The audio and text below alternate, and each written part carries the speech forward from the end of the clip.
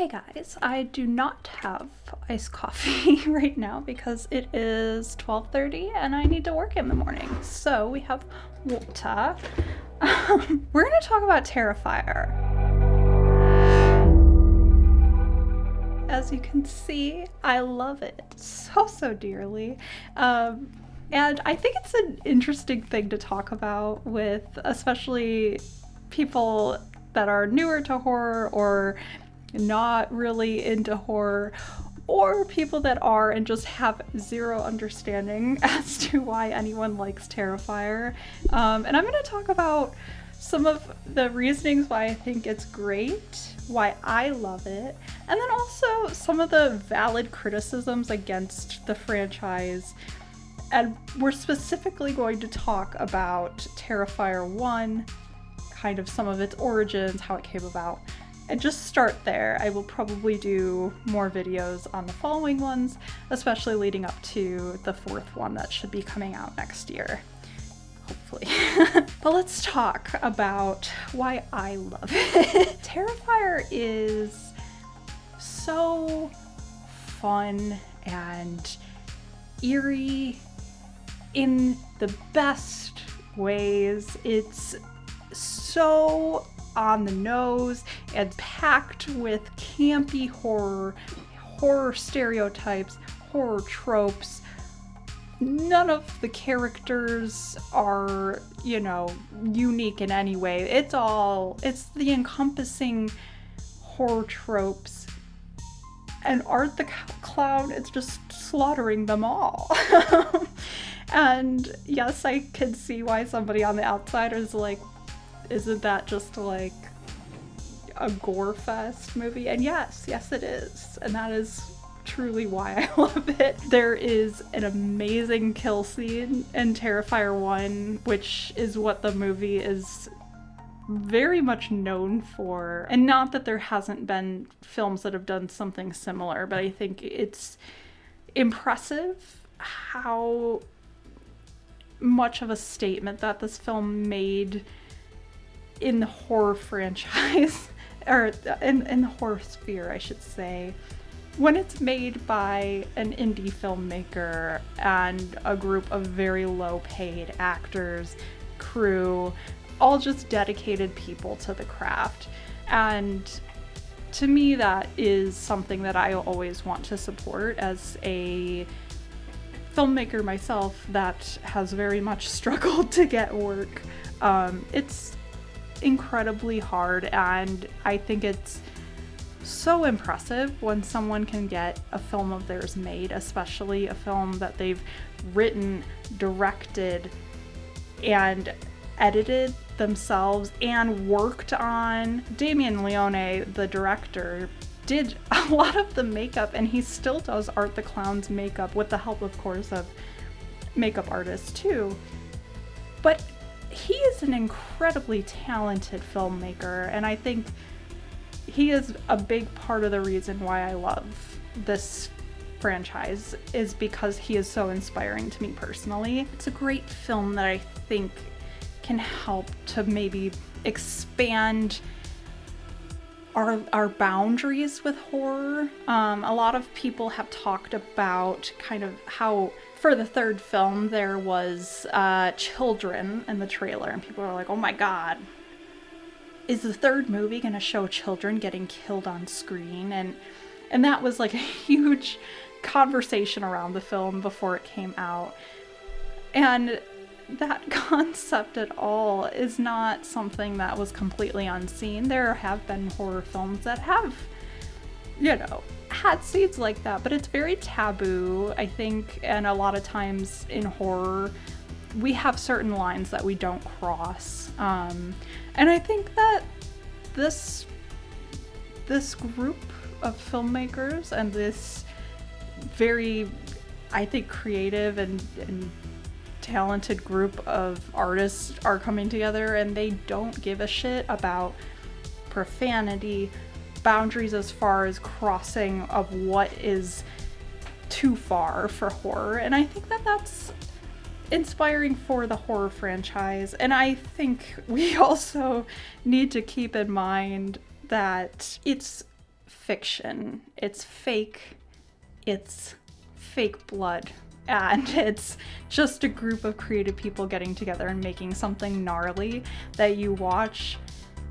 You have the adrenaline rush, and then you go home and you're safe and sound and nothing is going to happen to you because it was just a movie and it's fiction. And that is what I find to be the beauty of horror. Is I love adrenaline rushes, but I have motion sickness, so roller coasters don't work so great for me. But horror has been a beautiful way for me to like have that adrenaline rush and then be able to feel safe and sound knowing like there is a wall. It is fiction, it's on a screen. When it's over, it's over. I get to clock in and I get to clock out when I'm watching it and experiencing that. So if you don't understand horror, I hope that kind of at least somewhat helps you understand at least a bit of how that came to be. For a lot of horror people, I think for a lot of people it's exhilarating, and we're not horrific people that want that kind of violence against other people. It's just, it feels exhilarating and scary to see that and to put yourself in the shoes of the characters on screen. But at the back of your mind, it's fiction. I don't need to be horrified. I can have a good time and watch this, feel a little creeped out, but feel safe. And that's what I think the beauty is of horror. And now I'm going to talk a bit about my discovery of Terrifier, because I definitely came across it far before it became what it is today, a very well-known franchise at this point. Is it even it's kind of a franchise. It's a trilogy. I don't know. I would say it's a franchise. I don't know. I'm gonna paint the scene. I was probably 12 years old when I first came across on, I think it was YouTube. Could have been anything. I was all over the internet when I was a kid. I started watching horror at like the ripe age of like 4 years old was my first memory of watching The Exorcist. My mom would not let me watch it, and I was like standing behind a door like peering and just watching it. And that's like when I first fell in love with it, because I was like, I'm not scared by this, it's just kind of funny. And I really enjoyed it, and I liked the excitement of knowing that it's like something that I'm not supposed to be watching. I'm too young. And then growing up, I really liked to push the boundaries of the horror that I'd watch, because I wanted to prove to myself that I could watch even scarier and even scarier and even scarier things, and I'd be fine. I could take it. So I remember going online and searching, like, what are the most horrifying films of all time? What are the, most disturbing films of all time? I went through the lists of many and many and many, and then I also just randomly went on my own searches of just finding random horror movies and watching them, random short films and watching them. That led me to, I believe, the first short film that I watched of Damien Leone's was Terrifier, made in 2011. And that was like the first introduction of Art the Clown, and he does look a lot different. And then I, from that, found the All Hallows Eve movie, and I watched that, which that one was like an anthology of different stories. And I remember the story with Art the Clown, I believe, was like a babysitter watching kids like finds a videotape of people being murdered, and then Art the Clown ends up like murdering her and the children there. And I remember watching that and being so creeped out, because even though the acting was not great and it was, you know, low video quality, clearly made on a very low budget, it wasn't, you know, real enough to make me feel within the project. But I had an eerie feeling watching it, which is impressive because I don't get creeped out easily. And I can honestly say that Terrifier, the first time I watched it, was one of the only films that truly gave me that really eerie feeling inside of, like, you know, you turn the movie off and you're on edge. And that was the first movie, I think, that I truly felt that, and that I think that's why I have such an attachment to it, because it was the first movie that I watched and truly felt afraid of. And it's goofy because, yes, the writing is bad. I'm sure if I were to interview Damien Leone and talk about it a little bit, screenwriter to screenwriter, I think he might agree. But that's okay, because he made it, I think, to just make a movie, and he did that. And this film didn't need to rely on writing. I think that he took from a lot of tropes and different horror films that he was inspired by and made something of his own. So from the All Hallows Eve and then the short film Terrifier, a lot of people were growing a interest in Art the Clown, because a lot of people like me got creeped out by the character. And that's when Terrifier was made. So fast forward a few years later, after I had seen All Hallows Eve, and I remember I had watched it twice. I had watched it the first time, and I remember maybe a year later searching for it again, because I remember thinking about it during Halloween time, and I was like, ooh, you know what would be a creepy watch if I watch All Hallows Eve, because it gave me that creeped out feeling, so I want to watch that again. And so I watched that again, and I again remembered quite well Art the Clown. And then I remember I was on different streaming services watching through all of the horror movies available. And I came across Terrifier. And this was, you know, young little, probably 16-year-old Sydney. I think it came out in 2016, so I would have been about 16. I was on the internet very late at night, probably should have been sleeping to go to school the next day. I used to stay up until like 2 to 4 a.m. on school nights. I was insane. And I came across Terrifier, and I was like, that's the clown. It's the same one. And I saw Damien Leone's name on it, and I was like, oh my god, I need to watch this. So I'm watching it, and, you know, again, I'm 16.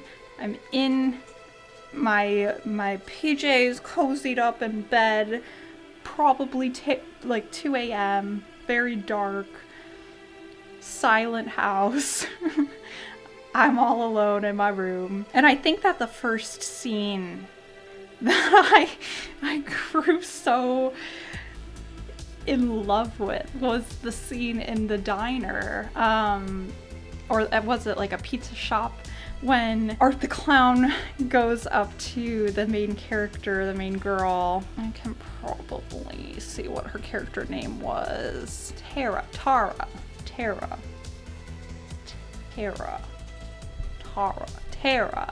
I don't remember. We're gonna say Tara. That sounds more American. Okay. And he's like sitting there staring at her and like doing his little faces. And I was like, he is so charming. And that is horrifying. The way that he is, giving these so charismatically creepy faces. And it was giving me the heebie-jeebies because I kept thinking, like, if I went to a diner late at night and there was a man in a clown costume with a garbage bag that is filled with who knows what, was sitting across from me just staring at me and making weird faces, I would be creeped out. And then the girl's friend, I think her character's name was Dawn, goes up to him and it takes like a selfie with him, and Art goes and gets a ring from one of the little dispenser, like those little, you put in a quarter and you could dispense like a mystery object. Well, he got a ring and he like puts it on Tara's finger. Oh, I'm sorry, Tara. Puts it on Tara's finger.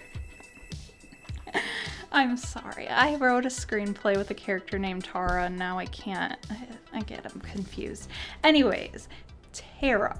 He puts it on Tara's finger, and she is, of course, creeped out. And Dawn's like, oh my god, that was so sweet. He put a ring on your finger. And she's like, yeah, let's go. And then, of course, she has to go take a piss and gets lost in this building. And then Dawn gets taken. And then, the story unravels. Again, there's not a whole lot of depth to the storyline. The acting is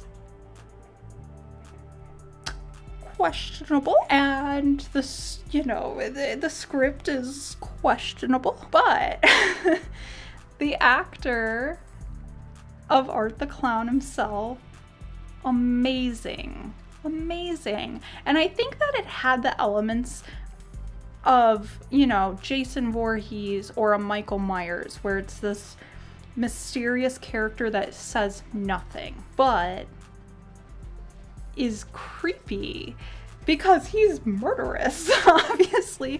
And then you add on the fact that he is a clown. Then you add on the fact that he is also this mime that gives so much character with no words. And I like the actor, incredible. And that actor, David Howard Thornton, I got to meet in person, and I was so happy because him and Damien Leone, great dudes. David Howard Thornton is such a sweet man and so like goofy and comedic and just fun. Like he's got that like dorky energy to him. So do I. I'm not saying that's it as a judgment. Just a descriptor. But it's just like, he is the opposite of Art the Clown, but he plays him so well. And he brings so much character. And even in interviews, Damien Leone has said, like, this film would not be what it is without him. Like, he makes it worth watching and worth remembering because he brings such a good performance. And I do think that at least for the first movie, he is the driving force of it. Because yes, there's a lot of really bad, things happening in the film. The script has no depth. The characters have no depth. The women, I don't like how they're written. They're very stereotype, dumb. You got the dumb blonde. They're, just these drunk party girls. It just kind of makes them feel inhuman. And, a bit of the man's perception of a woman, or I should say a boy. I know men can be good. I'm in a relationship with one. But that's all to say, I'm not blind or ignorant to the issues present in Terrifier. I have had people say things about, like, how can you talk about feminism and love Terrifier? I can do both. I can say that I love Art the Clown and I love the movies because of him and the gore. But I can say I have my issues. And I'll definitely bring up more of those when I talk about the second movie. With the introduction of Sienna, because I have some issues with her being a teenager. I mean, not the actress, but the character being a teenager, and there's like a shot of her in the shower, and it doesn't technically show anything, but it shows like her side boob, and it's just gross, because it's like, why are we shooting a shot of her in the shower when we're supposed to be filming a teenager? It was gross. So, you know, I have my issues with it. From what I have learned, even seeing in person Damien Leone talk, he's talked about, I believe he was like a college frat bro. He's just, you know, making films to make films and have fun, but that does not at all mean that he has a whole lot of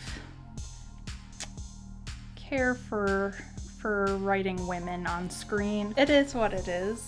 There's millions and millions and millions of movies that have poor representation of women, and that is just one of them. And yeah, so I just wanted to clarify that, because I recently was asked that in a comment, and so I just wanted to clarify.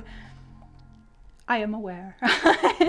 It is something that will forever frustrate me about Terrifier, but it's not going to keep me from loving it, because I think that there is a difference between enjoying a movie and criticizing a movie. I think that you can do both at the same time, and you can separate them. So that's that. So let's talk about the famously known scene. The gore scene that this movie is known for. The woman being sawed in half. And again, this is not a thing that has never been done in a movie before, or horror movie, I should say. It's been done. I think one of the Wrong Turn movies has a scene where someone gets sliced in half. There's tons of Final Destination scenes that have gore like that. It's not the first, but the way it's shot is so gruesome. There is something about, even though the film quality wasn't amazing, and you know, some of the makeup wasn't amazing, some of the color grading wasn't amazing. It has character, but it's not, you know, pristine, I guess, for a Hollywood film. You know, it has that gritty look to it. And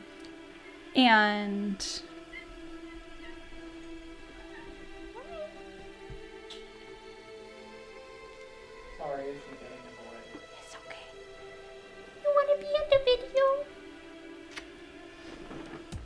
Anyways, what were we talking about? I forgot what we were talking about. I got distracted. Even though some of the makeup didn't look amazing, there's something about the gore in the first movie specifically that looked so real to me.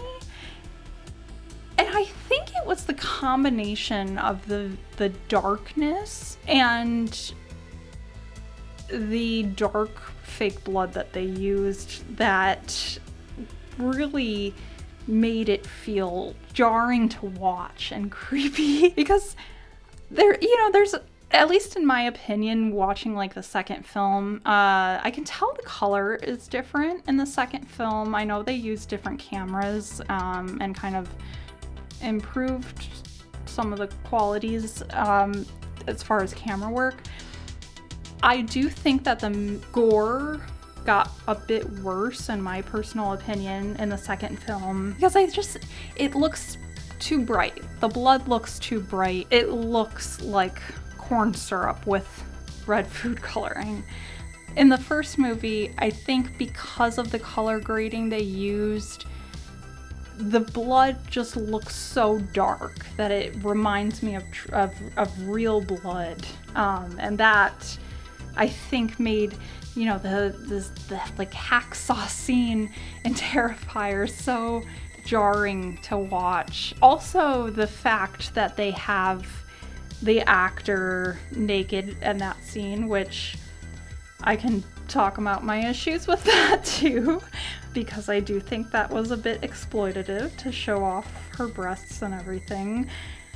However, on the other side of that, I think having her in that exposed position and also having her so vulnerable in that scene makes it all the more gruesome and hard to put yourself in her shoes, and especially also being on the other side of the room as Tara, watching your best friend being sawed in half, and Art the Clown just waiting for you to have a reaction as the Terrifier is just trying to get a reaction.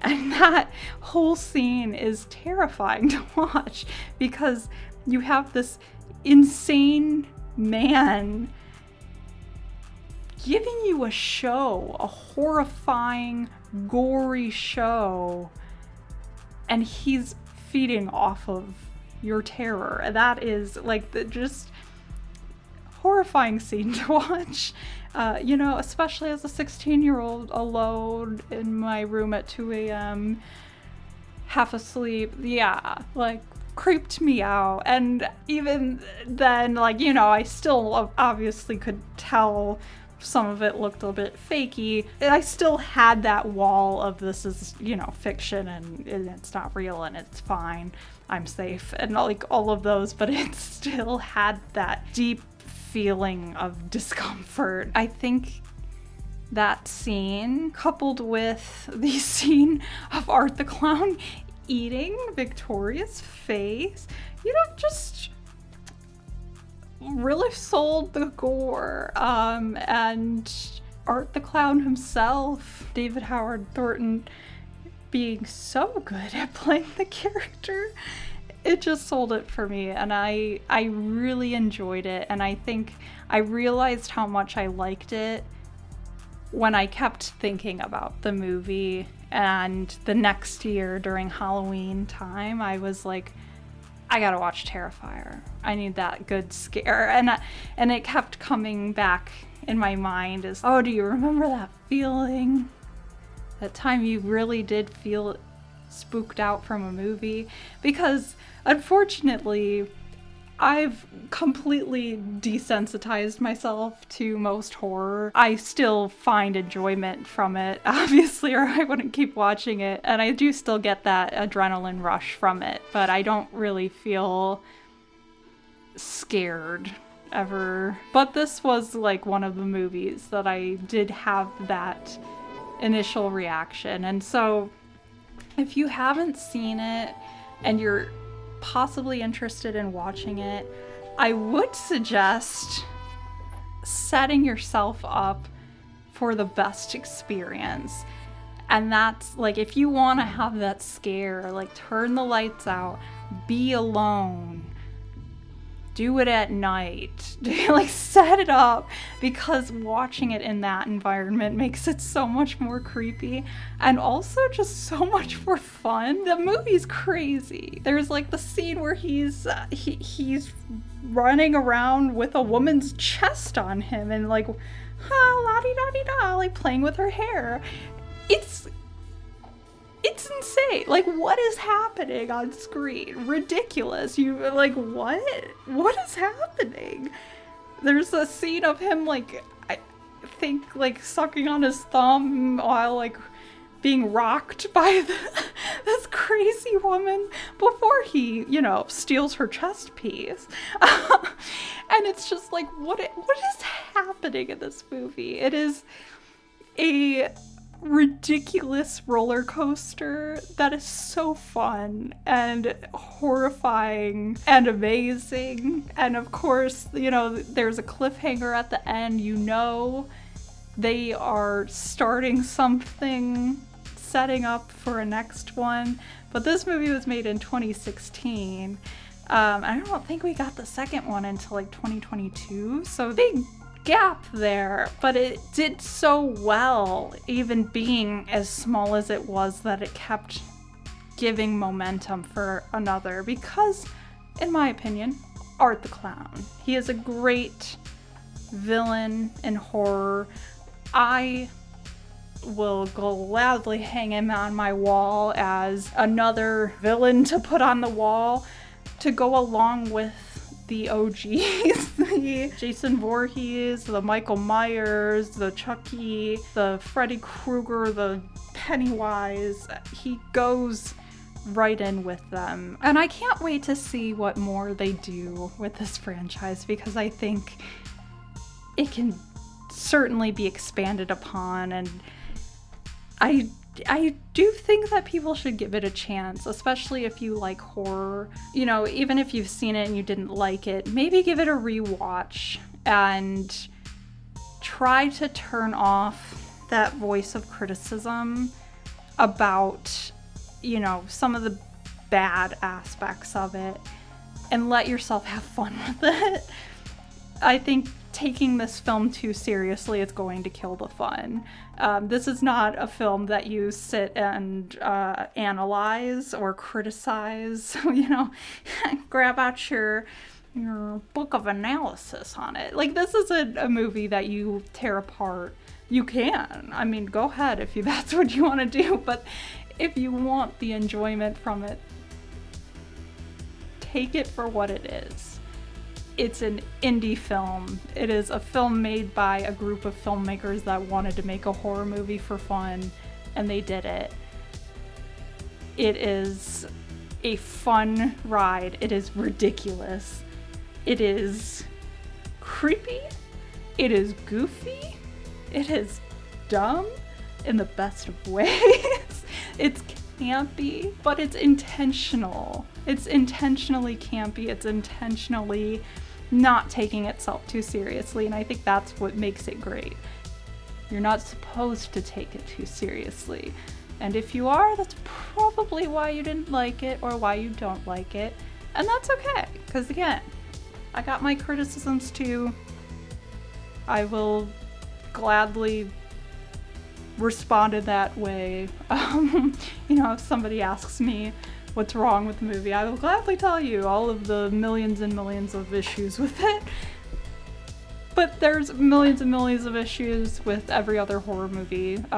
Watch the first Halloween, watch the first Friday the 13th, watch the first Nightmare on Elm Street, watch the very first movie for it, the TV movie.